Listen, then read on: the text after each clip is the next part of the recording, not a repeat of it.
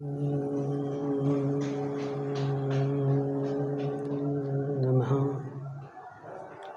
सिद्धेभ्यः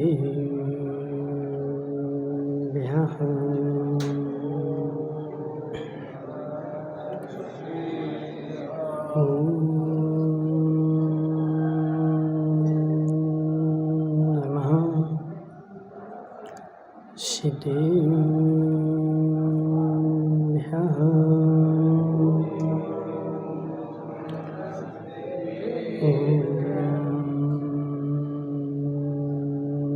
नमः सिद्धेभ्यः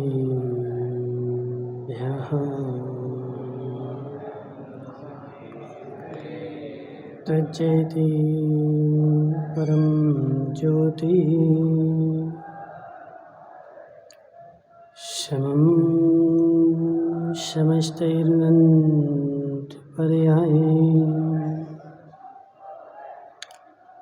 दर्पणतलविशकला प्रतिफलति पदार्थमालिका यत्र नमो अरिहन्ताणं नमो सिद्धाणं नमो ऐरेयाणं नमो अध्यायाणं नमो लोहे सभ्यसाहों। पंच परमेष्टि भगवान की अनंत अनंत सिद्ध परमेष्टि भगवान की 1008 देवादेव शांतिनाथ भगवान की 1008 देवादेव सुपारसनाथ भगवान की आचार्य भगवान अमृत चंद्र स्वामी की आचार्य भगवान विशुद्ध सागर जी महाराज की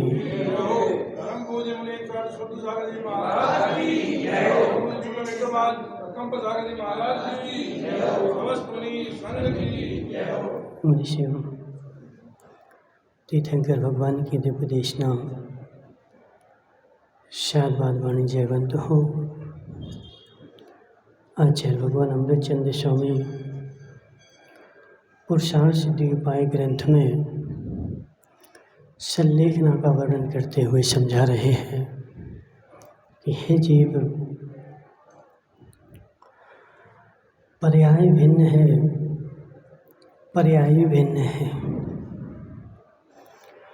पर्यायी में से पर्याय आती है। पर्याय क्षण क्षण के लिए आती है और पर्यायी जो है वह त्रिकालिक होता है।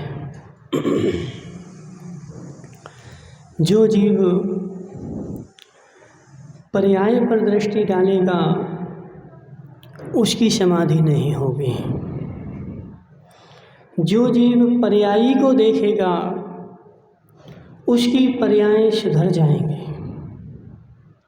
हे जीव, इन पर्यायों के आने का मूल पर्यायी है। पर्यायी हाँ,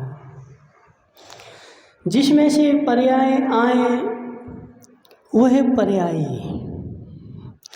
उस पर्यायी के ऊपर जिस क्षण तू दृष्टि डालेगा उसी क्षण तेरी पर्यायों का परिवर्तन होना शुरू हो जाएगा। और जिस क्षण तू उस पर्याय पर दृष्टि डालेगा उसी क्षण तेरी पर्याय बिगड़ना प्रारंभ हो जाएंगे। नंदलाल जी, तुम्हारे खेत में कोई पेड़ लगा? पेड़ खेत है तुम्हारा कि नहीं है? है। खेत में पेड़ लगा, एक भी पेड़ नहीं है। नंदलाल जी के खेत में पेड़ लगा था और नंदलाल जी निभाई आ गए और बच्चे को खेत पे छोड़ के आए कि हे बेटे, मैं निभाई जा रहा हूँ, महाराज के प्रवचन सुनूंगा, महाराज आए हैं, तुम एक काम करना, रोज इस पेड़ को सींचते रहना। क्या करना? मोहनलाल जी, क्या करना? पेड़ को सींचते रहना। बेटा जो था आज्ञाकारी था, सुशील था और पूरी आज्ञाएं मानता था। उसने क्या किया, कि मेरे पिताजी बोल के गए कि पेड़ को सींचते रहना। उसने वो पंप लिया सींचने वाला और सारे पेड़ पत्ते को सींचता रहा। सारे पत्ते को धोया उसने, एक एक पत्ता धर्मचंद जी चमकना चाहिए। मेरे पिताजी जिस क्षण लौट के आएंगे तो मेरे पिताजी को ऐसा नहीं लगना चाहिए कि इनने आज्ञा नहीं मानी। इसलिए उसने एक एक पेड़ के एक एक पत्ते को सींचा और एक एक पत्ते की सारी धूल हटाता रहा। लेकिन जैसे जैसे वह पत्ते की धूल हटाता था, आज गया कल वह पत्ता सूखता था। जब तक नंदलाल जी थे तब तक वह पेड़ अच्छे बढ़िया हरे भरे थे। और नंदलाल जी गांव छोड़ करके निभाई आए और बेटे को बोल करके आ गए कि पेड़ सींचते रहना। बेटे ने रोज पेड़ सींचा। अशोक भाई, क्या नाम उनका, संजय भाई, नंदलाल के बेटे ने रोज पेड़ सींचा, रोज पेड़ सींचा। क्यों? क्योंकि मैं पिता का आज्ञाकारी हूँ और पिता मुझसे काम कह के गए हैं। उसने सारे पेड़ सींचे, लेकिन बेचारा बेटा आज सींच के गया और कल आके देखता था वह हरापन उसका जाता रहता। 8-15 दिन में तो वह सारे सूख गए।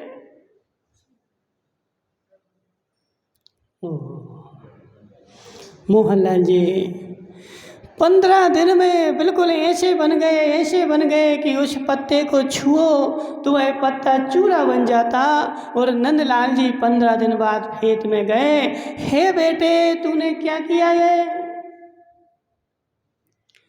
पिताजी आपने हमसे बोला था कि पेड़ सींचते रहना। मैंने रोज सींचा है, तुम्हारी आज्ञा मैंने रोज मानी और रोज पेड़ को सींचता रहा। फिर ना जाने यह पेड़ क्यों सूख गया। शंभूनाथ जी, समझ मेरी बात। इनके बेटे ने रोज पेड़ को सींचा, लेकिन 15 दिन में पूरा पेड़ सूख गया। क्यों?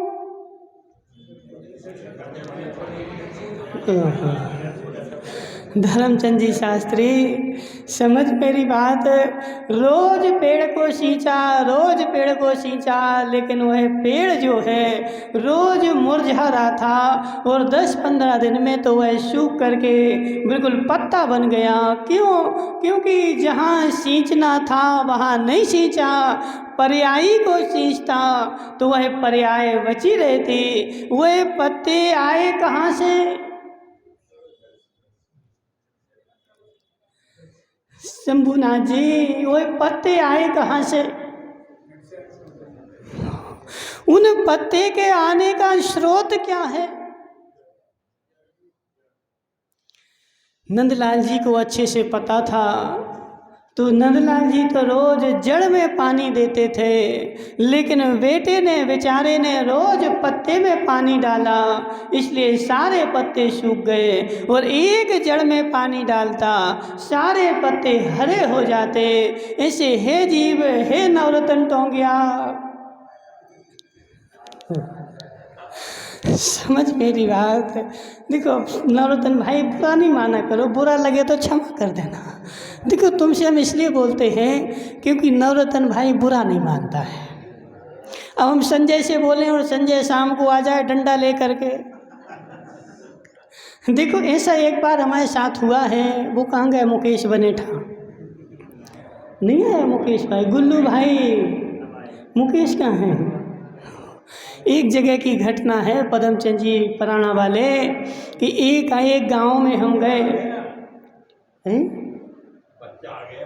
एक गांव में गए तो एक गांव में क्या हुआ कि बेचारे मिथ्या दृष्टि लोग खूब थे तो जैन, लेकिन वो बेचारे देवी देवताओं को खूब पूजते थे।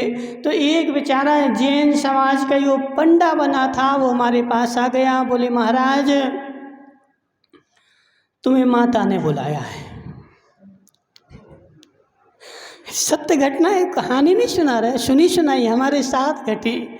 बोले महाराज, तुम्हें माता ने बुलाया है। हमने कि हम तो माता को छोड़े आए थे घर में, हमारी तो माता है ही नहीं। जी कौन सी माता? नहीं, माता ने बुलाया है, तुम्हें आना पड़ेगा। ऐसे करके वो 2-3 बार आया बेचारा। और अब हमने सोचा कि इसका मस्तिष्क जो है डिस्टर्ब है, इसलिए ये बेचारा डिस्टर्ब हो गया है, तो उसकी बात को ध्यान देना छोड़ दिया।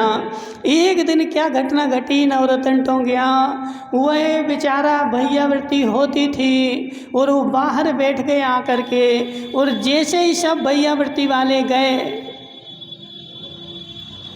और हम ऊपर लघु शंका के लिए गए और वो बेचारा कमरे में घुस गया। अब हम महाराज 3 थे, हम तीनों महाराज, और वह बेचारा अकेला, कोई श्रावक नहीं। अब वो बेचारा कमरे में नाचने लगा। बोले माता गुस्सा हो गई। अब महाराज तुम्हें प्रकोप सहना पड़ेगा, माता की आज्ञा तुमने नहीं मानी, इसलिए तुम्हें प्रकोप सहना पड़ेगा। वह बेचारा खूब नाच रहा है, खूब चिल्लाने लगा। नवरत्न भाई क्या करे बेचारा, हम लोग क्या करें। अब तो निहत्थे थे, वो माला रखी थी, उठा करके उसके सामने डाल दी। वो बेचारा 2 मिनट में शांत हो गया और 2 मिनट में शांत होकर के अपना दरवाज़ा खोला और चला गया। इसलिए नवरत्न भाई तुम बुरा नहीं मानना, बुरा लगे तो क्षमा कर देना, ठीक है। तुमसे इसलिए बोलते हैं कि तुम डंडा लेके नहीं आओ। अभी संजय से बोले वो डंडा लेके आ जाए रात में, तो हम क्या करेंगे। इसलिए नवरत्न भाई क्या बोल रहे थे, भूल गए। हाँ, पर्याय और पर्यायी। हे नवरत्न टोंगिया, तुम जीवन भर क्या करता रहा, उन पत्तों को सींचता रहा। किससे पूछे कौन है होशियार? काला जी से पूछ लेते। काला जी खड़े तो हो जाओ, आज आगे आ जाओ। काला जी कुर्सी भी ले आओ, कोई कछु नहीं कहे तुमसे। कुर्सी ले आओ ना, कोई कछु नहीं कहे, क्यों डर रहे तुम? काला जी ये बताओ, जब तुम्हारा जन्म हुआ था तो सिर पे इतने ही बाल थे? जोर से तो बोलो। इतने नहीं थे और कम थे? और जब तुम्हारा जन्म हुआ था तुम 10 साल के थे, तुम्हारे सिर पे कितने बाल थे? बहुत सारे थे कि नहीं? और काले थे कि सफ़ेद थे? हे काला जी मेरी बात समझ, जब वो काले थे तो उनमें अच्छा तेल क्यों नहीं लगाया ताकि वो काले रहें? तुम्हारे पास पैसों की कमी थी क्या? तुम्हारे पास खाने को नहीं था क्या? तुम बढ़िया अच्छा अच्छा खाते। क्या नाम तुम्हारा? शिवनाथ जी, शंभूनाथ जी, शंभूनाथ जी। इन काला से बोलो ना कि तुम अच्छे बढ़िया माल मसाला खाते, रबड़ी खाते, काजू बादाम खाते और बालों में अच्छा बढ़िया बादाम का तेल लगाते, तो आज तुम्हारे बाल काले होते। सत्य है कि नहीं? काला जी बोलो ना। महाराज महाराज बालों में कितना तेल लगा ले, बालों के तेल लगाने से बाल काले नहीं होते। अंदर से जब तक शक्ति रहेगी, जब तक तेरा क्षयोपशम रहेगा, वीर्य अंतराय कर्म का, वह बेचारा रोड पे बैठा हुआ भिखारी सूखी रोटी खाता है फिर भी उसके बाल काले हैं। और काला जी ने बेचारे ने रबड़ी खाई और गुलाब जामुन जी में फिर भी सफ़ेद हो गए। काला जी बुरा नहीं मानना, बैठ जाओ। हे जीव समझ मेरी बात, ये जो तुझे दिख रही है ये पत्ते हैं, पत्ते। शंभूनाथ जी क्या है? ये पत्ते हैं, ये पत्ते हैं, जड़ तो भिन्न है। जड़ जो है वह मेरा जीव द्रव्य है। उस जीव द्रव्य में से यह पर्याय रूपी पत्ते निकलते हैं। यदि तू जड़ को सींचेगा पत्ते तेरे हरे भरे होंगे, और पत्ते को सींचेगा तेरे पत्ते सूख जाएंगे। ऐसे है मार साहब, मैंने आज तक क्या किया। मुकेश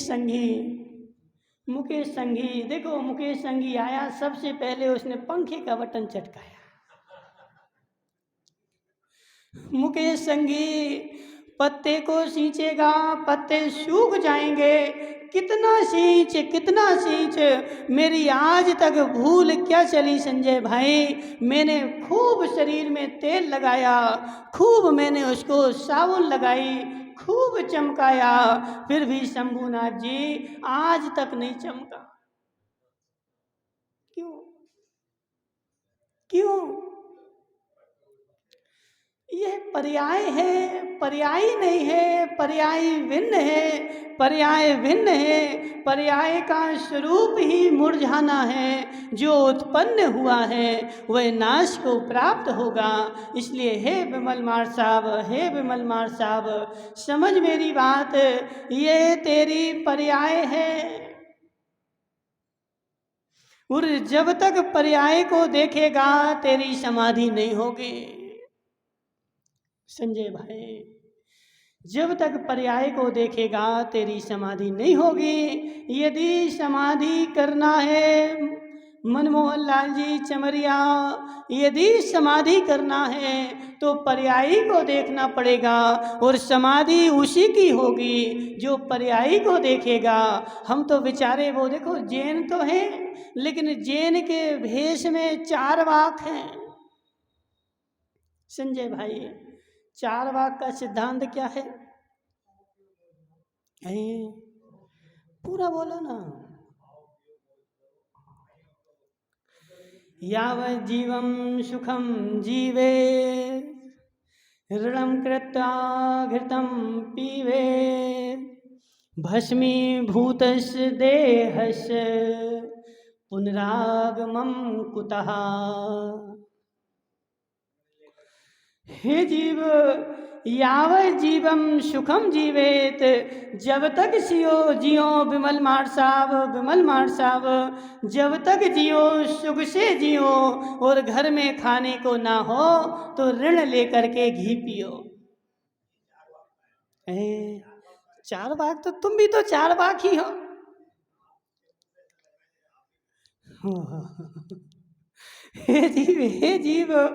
हे जीव, हम भले जैन लिखते हो लेकिन अंदर में चारवाक बैठा है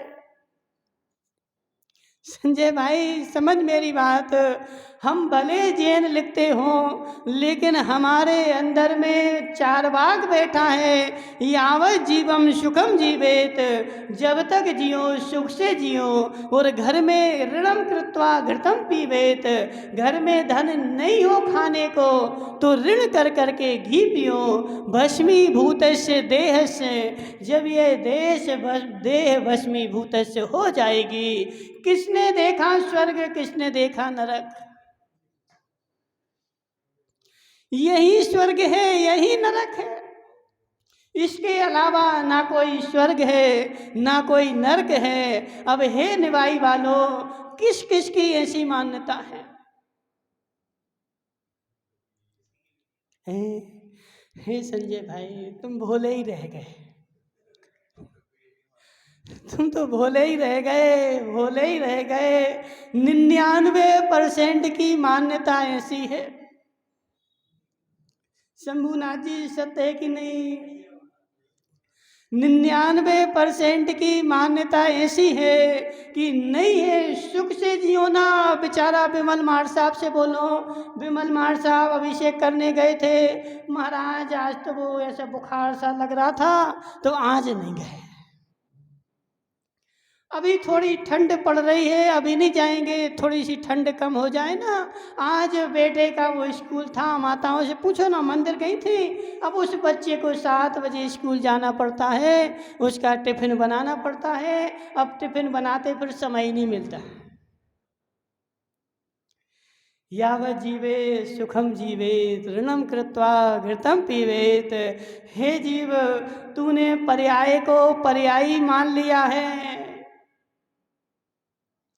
तूने पत्तों को जड़ मान लिया है, इसलिए तेरा सारा जीवन पत्तों को सींचने में लग रहा है। यह पर्याय मेरी जिस प्रकार एन केन प्रकारेण जैसे भी हो, पर्याय सुखी हो जाए। धर्मचंद जी शास्त्री, सत्य है कि नहीं? अब तुम बोलो ना कि निवाई तो धर्म नगरी है। संजय भाई, पत्तों को सींचने वाला नंदलाल जी, पत्तों को सींचने वाला मूर्ख है कि होशियार है?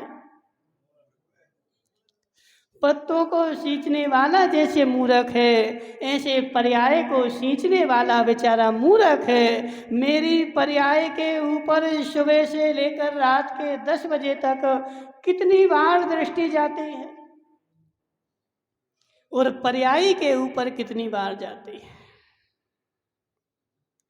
ज्ञानचंद जी, पर्यायी को कितनी बार याद करता हूँ, पर्याय को कितनी बार याद करता हूँ। व्यवहार से बोलो तो बेटे को मैं कितनी बार याद करता हूँ और भगवान को कितनी बार याद करता हूँ। ओहो महाराज शंभुनाथ जी, आज तो क्या हो रहा है लोक में, बेचारा बेटा पढ़ना चाहिए, लिखना चाहिए और पढ़ लिख करके सीए बनना चाहिए और सीए बन के विदेश जाना चाहिए। धर्म चला गया चूल्हे में। कैसी मान्यता तुम्हारी? नहीं, तुम तो देखो धर्मात्मा, तुम तो धर्मात्मा हो, तुम्हारी चर्चा नहीं कर रहे। लेकिन शंभुनाथ जी, सत्य बताना, तुम अपने बेटे को धर्म में ले जाने के लिए ज़्यादा उसको प्रेरित करते हो कि पढ़ने लिखने के लिए प्रेरित करते हो? बेटा कोचिंग में चला जा।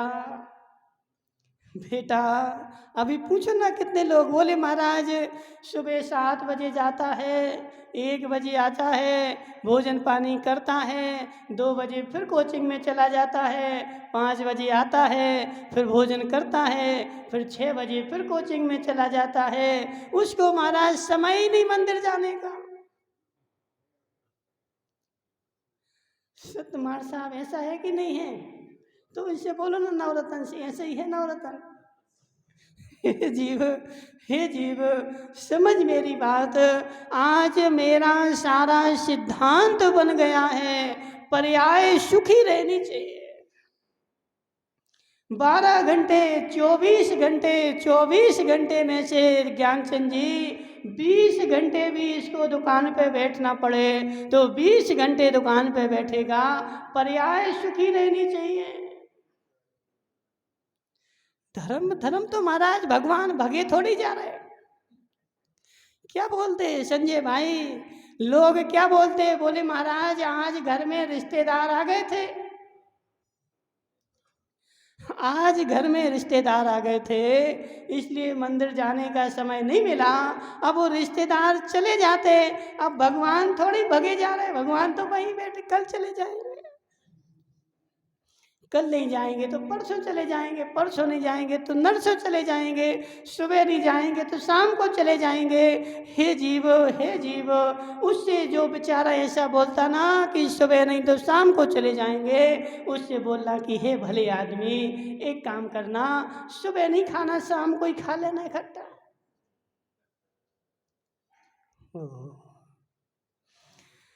पदमचंद जी पराणा, पदमचंद जी पराणा, पर्याय भिन्न है, पर्यायी भिन्न है।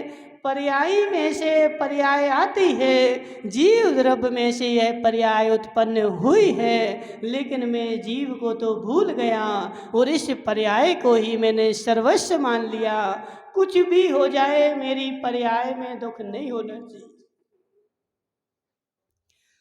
ये दुख उपजा कहाँ से संजय भाई? दुख उपजा कहाँ से? पर्याय में से मार साहब, पर्याय में से कि पर्याय में से? बोलो ना, तुम तो ज्ञानी हो ना। पर्यायी में से दुख उपजा, पर्यायी में से, संयोगी पर्यायी में से कि असंयोगी पर्यायी में से? संयोगी पर्यायी में दुख उपजता है। और वह संयोग किसका है? तो वह संयोग कर्म का लगा हुआ उसमें, और उसमें से दुख उपजता है। और विमल मार साहब क्या बोलता है कि इसने ऐसा किया ना, इसलिए ऐसा हो गया। नवरतन भाई, अब नवरतन टोंगिया बेचारा देखो रोड पे से जा रहा था। देखो रतन की देवी बुरा नहीं मानना, और नवरतन टोंगिया रोड पे से जा रहा था। वो रोड पे से शंभूनाथ जी के घर के बाहर से निकला। शंभूनाथ जी ने खाया केला और छिलका फेंक दिया रोड पे, और छिलका रोड पे फेंका और नवरतन टोंगिया फिसल के गिर पड़ा। अब नवरतन को गुस्सा आ गए, हे शंभूनाथ, तुमने केला का छिलका रोड पे क्यों फेंका? तुमने छेला केले का छिलका फेंका ना, इसलिए मैं रोड पे फिसल के गिर पड़ा। तुम नहीं फेंकते तो मैं नहीं गिरता। अब शंभूनाथ जी देखो, अब इसमें दोनों का निमित्त नैमित्तिक संबंध है। उसका छिलका फेंकना निमित्त है और तुम्हारे उपादान में गिरना था। संजय भाई समझ मेरी बात। अब इस निमित्त नैमित्तिक संबंध को जान करके स्वच्छंद भी नहीं होना और उसके ऊपर हावी भी नहीं होना। उसने तो छिलका फेंका था, लेकिन तुम देख के क्यों नहीं चले? शंभूनाथ जी, यदि तुमने नवरतन से बोला कि तुम देख के क्यों नहीं चले, तो तुम्हें घोर पाप का बंध होगा। और नवरतन से बोले कि मैं देख के क्यों नहीं चला, तो इसकी असंख्यात गुणी निर्जरा होगी। क्यों संजय भाई, क्यों ऐसा क्यों? हे जीव, जब मैं पर को देख करके पर को दुख देता हूँ, तब यहाँ पर आचार्य भगवान बोल रहे हैं, तब मैं कसाया विष्ट होता हूँ। और जब स्वयं को दुख देख करके स्वयं को निंदा करता हूँ, स्वयं को गाली देता हूँ, तब मैं कसाय के अभाव में होता हूँ। इसलिए शंभूनाथ जी, तुम ऐसा नहीं करना, ठीक है? आज से नियम ले लो। इतना सा नियम है, कौन सा बड़ा है? एक आदमी को हमने नियम दिया था, उसका पक्का नियम है। गुल्लू भाई तुम भी ले लो एक नियम, यहाँ जाओ अंदर, बहुत बड़ा नहीं है, तुम्हारे काम का है, इसलिए बोले अंदर आ जाओ ना। है? इतना सा नियम सब लोग ले सकते हैं। हे जीव, मैं केला तो खाऊंगा, लेकिन केले के छिलके रोड पे नहीं फेंकूंगा। कुल्लू भाई ले लोगे? खाना तो बोलो। केले खाओ, केले खाने के लिए मना नहीं है। तुम देखो केले खाओ, लेकिन उसके छिलके अपने टोकनी में रखो, अपनी डिब्बा में रखो, रोड पे नहीं फेंकना। तुम कहने बहुत सारे लोग क्या करते बेचारे, गाड़ी में बैठे, जैसे संजय भाई सेठ है, अब 1 करोड़ की गाड़ी में बैठा, बढ़िया मलक रहा है, एसी चालू है, अब उसमें बैठ के केले खाएगा और केले खा करके छिलके फेंकेगा रोड पे। और दूसरा बेचारा बाइक वाला आएगा, वह फिसल जाएगा, उसके हाथ पैर टूट जाएंगे और तुम्हें दोष लगेगा। तो लोग जी, तुम भी नियम ले लो। ले लिया? नहीं लिया? इतना सा तो नियम। देखो बेचारे नवरतन भाई, तुम्हारे निभाई के लोग, पता नहीं क्यों डर लगता है इनको नियम लेने से। नहीं लिया है? पूछो उससे लोकचंद जी से। हे जीव, हे जीव, इतना सा नियम, जब भी मैं केला खाऊंगा या कोई भी सामग्री खाऊंगा, उसकी गंदगी रोड पे नहीं फैलाऊंगा, उसको भी इकट्ठा करूंगा। और जब मुझे गाय भैंस बैल कोई मिलेगा तो उसको खिला दूंगा। उसको खिलाएगा, तेरा एक पुण्य हो गया। और तूने रोड पे नहीं डाला, दूसरा गिरने से बच गया, डबल पुण्य हो गया है। और 1 रुपया नहीं लगा ज्ञानचंद जी। एक एक काला जी, देखो काला जी बोलता, बोले महाराज ऐसे ऐसे उपाय बताओ जिसमें रुपया नहीं लगे। फ्री फ्री वाले काला जी, फ्री वाला उपाय। केला खरीदा, छिलके रोड पे नहीं फेंके, उस वो पुण्य मिल गया। और गाय को खिला दिए, वो पुण्य मिल गया। आम के आम, गुठलियों के भी दाम। इतना सा मैंने विवेक जगा लिया। ऐसे हे जीव, समझ मेरी बात क्या चल रही।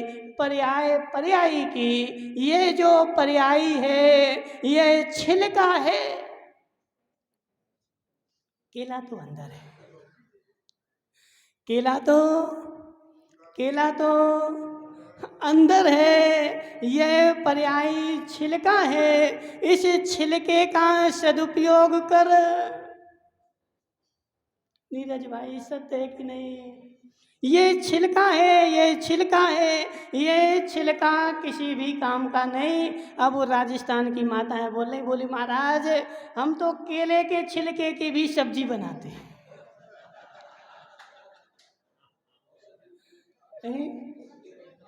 नहीं और देखिए,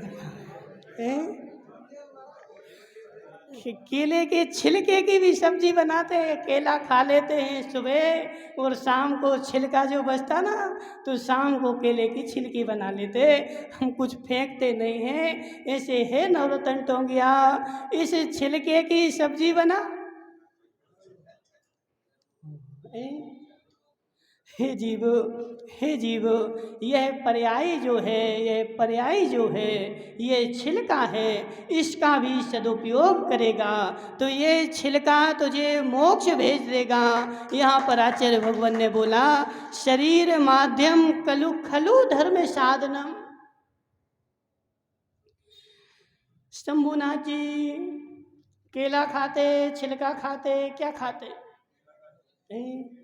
केला खाते ना, तो आज केले वाले के पास जाना, उसके पास छिले छिलाए केला रखे हैं, खरीदोगे कि नहीं? क्यों? संजय भाई प्रेस वाले बोलो, उस केले वाले ने छील के रखे, छिलके निकाल लिए साले, और तुम्हें मात्र देगा क्या? केला 1 दर्जन ले जाओ, लेगो क्या? क्यों नहीं लोगे? गुल्लू भाई तुम तो ले लोगे ना, तुम तो धर्मात्मा हो। बिना छिलके के केले लोगे कि नहीं? क्यों नहीं लोगे? नहीं, गंदे नहीं हुए, तुरंत छील के दिए। हे जीव, जब तक केले में छिलका लपटा है तब तक केला शुद्ध है। और केले का छिलका जैसे ही निकला, और वह केला बेचारा कोई काम का नहीं रहा। ऐसे है नवरत्न टोंगिया, इस अंदर में आत्मा में यह शरीर रूपी केला छिलका जब तक लिपटा है तब तक तू कल्याण कर ले। ये छिलका निकलेगा, फिर केला कोई काम। हे जीव, हे महावीर पदमचंद जी पराणा, समझ मेरी बात। जब तक तेरा शरीर स्वस्थ है, आंखें काम कर रहे, शरीर चल फिर रहा है, तब तक मोक्ष मार्ग में लग जा तो तुझे मोक्ष मिल जाएगा। और बाद में देखो खराब तो हो नहीं है। कितने दिन रखोगे शंभुनाथ जी केले को? कितने दिन रखोगे? एक दो दिन में वही केला सड़ना ही है, सड़ना है। जब तक अच्छा है तब तक सब्जी बना ले, तब तक मोक्ष मार्ग में लगा दे। वरना हे परमचंद जी, इस देह को जलना वही है जहाँ सबकी जलना है, लेकिन लगा वही पाएगा जो पर्याय और पर्यायी को जानेगा।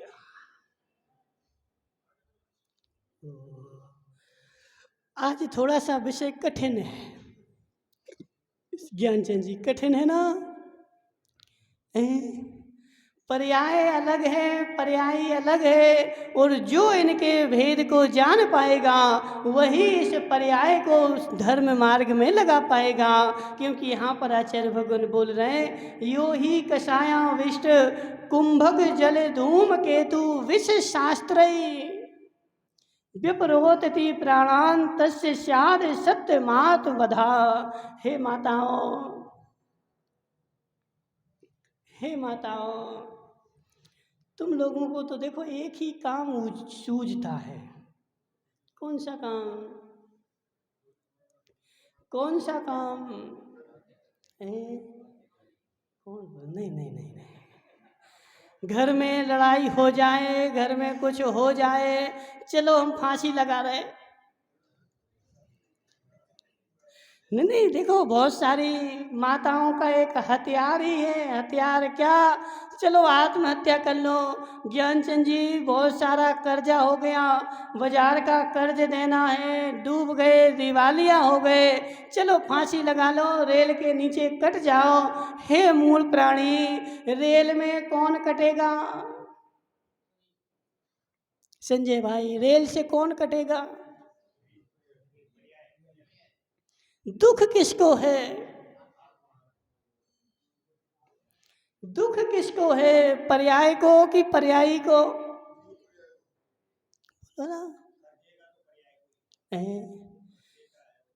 कर्जा पुद्गल का कर्जा पर्याय को है, लेकिन कर्जे का दुख किसको है? असद्भुत व्यवहार नहीं लगाना, सद्भुत नहीं लगाना। हे जीव, हे माताओं, बड़े गौर से समझना। जो मुझे दुख है ना, ये पर्याय में है कि पर्यायी में है? नहीं आ रहा समझ में? अभी आता समझ। सुनो, किससे पूछें जी? बैठा ना, इस बच्चे से पूछते हैं। किसका बच्चा है जी? विनाश? अविनाश, विनाश नहीं, अविनाश, ठीक है।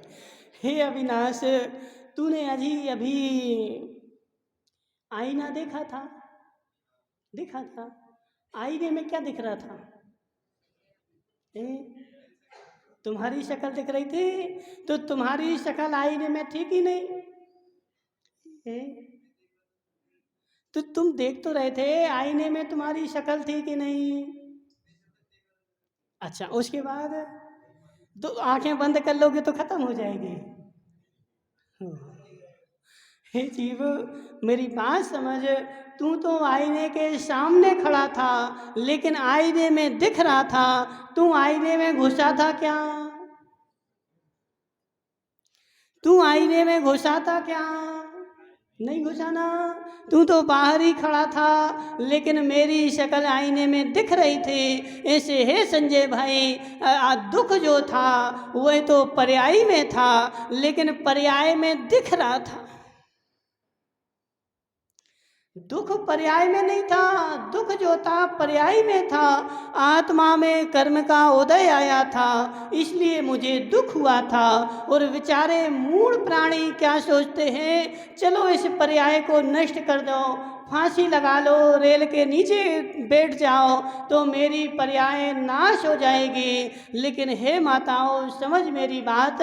आज ऐसा नियम ले लो। कौन कौन माता लेगी बताओ? नहीं नहीं, अभी सब नहीं लेंगे।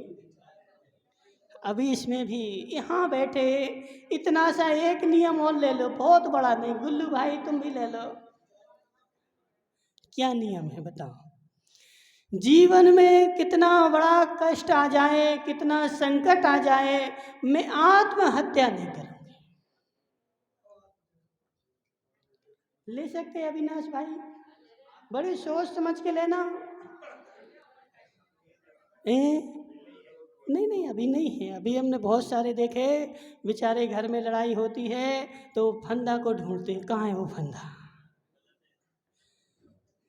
हे माताओं, कौन कौन माता ले सकती बताओ। हे, अभी सभी कहाँ, हाथ कहाँ उठा रही सभी।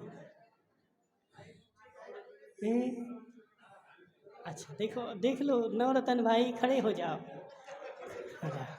अब तुम इनकी फोटो खींचो, कौन कौन हाथ उठा रहा है, फोटो खींचो। देखो वो माता तो उठ के ही चल दी है। ए इसका सब बता दे, पहले देखो हाथ खींच लो। अब देखो कौन सी माता ने नहीं उठाया। काला जी, तुम फांसी लगाओगे। अब काला जी कहाँ हाथ उठा रहा, देखो जी हाथ नहीं उठा रहा, इसका मतलब है कि वो फांसी लगाएंगे, और जो उठा रहे वो नहीं लगाएंगे। गुल्लू भाई, हे जीव, हे जीव समझ मेरी बात। फांसी लगाने से दुख दूर हो जाते हैं। फांसी लगाने से, ट्रेन के नीचे कटने से, जहर खाने से दुख दूर हो जाते हैं, इसलिए मैं उसकी ओर दौड़ता हूँ। हे जीव, फांसी लगाने के परिणाम किसको आते हैं।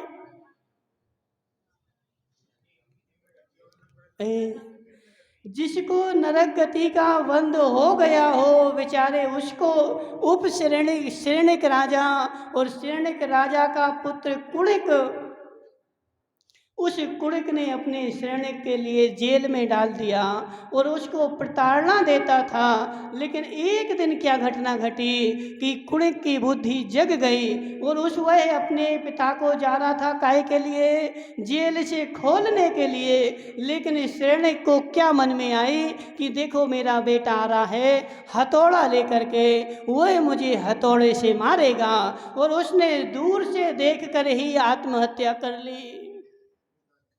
किसने, राजा श्रेणिक ने उस जेल की दीवारों से, उस जंजीरों से सिर मार के फोड़ लिया। क्यों, क्यों हुआ मनमोहन लाल जी,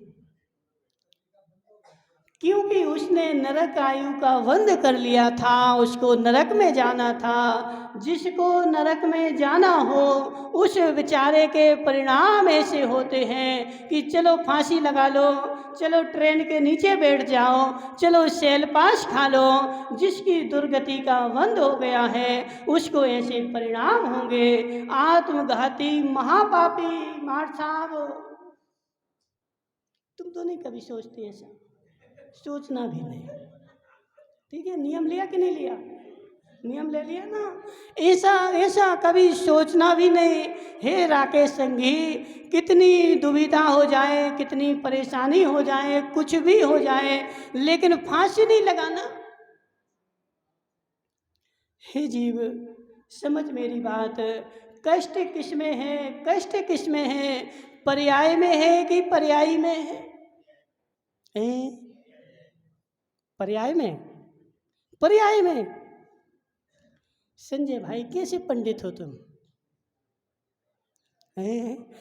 कष्ट यदि पर्याय में हो तो फांसी लगाने से दूर हो जाए, क्योंकि पर्याय नष्ट हो गई। हे जीव, कष्ट पर्याय में दिखते हैं लेकिन है तो आत्मा में। जीव द्रव्य में कष्ट का उदय है, असाता वेदनी कर्म का उदय है अंतरंग में, और बाहर में दिखते हैं। और तुमने फांसी लगा करके तुमने क्या सोचा कि मेरे कष्ट दूर हो गए, कष्ट दूर नहीं हुए। ओहो, देखो एक स्पष्ट उदाहरण बताते हैं। एक आदमी था, ठीक है, उसका नाम था क्या, मूर्खानंदन। जानते हो, जानते हो वो योगेश नितिन, क्या नाम जी, नितिन जानता है उसको। यहाँ तो सब होशियार चंद हैं। एक व्यक्ति था, उसको सारा गांव मूर्खानंदन मूर्खानंदन बोलता था, और वह बेचारा तंग आ गया, मुझे सब लोग मूर्खानंदन बोलते ना, चलो मैं इस गांव में निभाई में रहूँगा ही नहीं, इनकी निभाई छोड़ करके मैं कहाँ चला जाऊँगा, वहाँ कहाँ खरगोन में जाके रहूँगा। और बेचारा निभाई छोड़ के चला गया खरगोन, और खरगोन गया तो वहाँ उसने क्या किया, एक कुआं खुदा था तो कुएं के पाट पे बैठ गया और पैर उसने नीचे को लटका लिए। और वहाँ बेचारा नवरत्न टोंगिया वहीं का था, यहाँ का नहीं था, नवरत्न टोंगिया वहाँ भी है, कहाँ पे, खरगोन में। तो वहाँ नवरत्न टोंगिया आया और उससे बोला कि हे मूर्खानंदन तू क्या कर रहा है। उसने बेचारे ने उतर करके तुरंत कॉलर पकड़ ली। बोले तुमसे किसने बोला कि मेरा नाम मूर्खानंदन है, तुमसे बोला किसने मेरा नाम मूर्खानंदन है, पहले तुम उसका नाम बताओ। वह बेचारा बोला कि मुझे किसी ने नहीं बोला कि तुम्हारा नाम मूर्खानंदन है, तुम पाठ पे ऐसे काम ही कर रहे। कुएं के पाठ पे बैठा और कुएं में पैर लटकाए, थोड़ा हवा चलेगी तो नीचे चला जाएगा, ऐसे काम कौन करेगा। हे जीव, तेरे काम मूर्खानंदन के हैं, इसलिए मैंने ऐसा किया है। और अपने अपने जीवन में एक बार घटित करके देखो। हे शिव, क्या नाम तुम्हारा, शिवनाथ नहीं, शंभुनाथ, शंभुनाथ जी, अपने जीवन में एक्सपीरियंस करके देखना। यहाँ तुम्हें कोई आदमी तंग कर रहा था और उससे तुम तंग आकर के दूसरे गांव में गए, वहाँ तुम्हें दूसरा मिल जाएगा। इनको पता होगा, ज्ञानचंद जी के ट्रांसफ़र हुए ना सब जगह। ज्ञानचंद जी इस गांव में थे, नेता से परेशान थे, ट्रांसफ़र हो गया, दूसरे गांव में गए, वहाँ दूसरा नेता मिल गया। मिला कि नहीं मिला। हे जीव, ये बाहरी निमित्त कुछ भी हो सकते हैं, मेरे अंतरंग में असाता वेदनी का उदय है जिसके कारण मुझे दुख हुआ है। तूने इस पर्याय को नष्ट कर दिया, अगले पर्याय में उससे ज़्यादा मिलेंगे। नवरत्न भाई, नवरत्न भाई, इसलिए कितने परेशान हो जाओ लेकिन कभी भी फांसी लगाने की नहीं सोचना। धर्मचंद जी, अब जो यहाँ नहीं आए ना उनको भी समझा देना कि हे जीव, फांसी लगाने से कष्ट दूर नहीं होते, आत्महत्या करने से कष्ट दूर नहीं होते, मेरे कर्म का उदय है इसलिए मुझे कष्ट है। और वह फांसी लगाने से कर्म का उदय टलेगा नहीं। जहाँ जाएगा, जिस पर्याय में जाएगा, उस पर्याय में तेरी वैसी ही स्थिति बनेगी। नंदलाल जी, सत्य बताना, एक खराब बीज था, खराब बीज, ठीक है ना, तो तुमने अपनी ज़मीन में उसको बोया, वह उगा नहीं, तो तुमने क्या सोचा, चलो कश्मीर चलो वहाँ उगाएंगे, उगेगा क्या? क्यों? ठुर्रा मुँह बोलते ना, अब तुम लोग बुंदेलखंड में बोलते ठुर्रा मुँह, तुम लोग क्या बोलते हैं? ठुर्रा ही बोलते ना। वो ठुर्रा मूंग, संजय भाई 1 किलो ठुर्रा मूंग लाना, ठीक है, और उसको कुकर में डालना, कुकर में डाल करके और भट्टी पे चढ़ाना। वह कितने दिन बाद सीज जाएगी?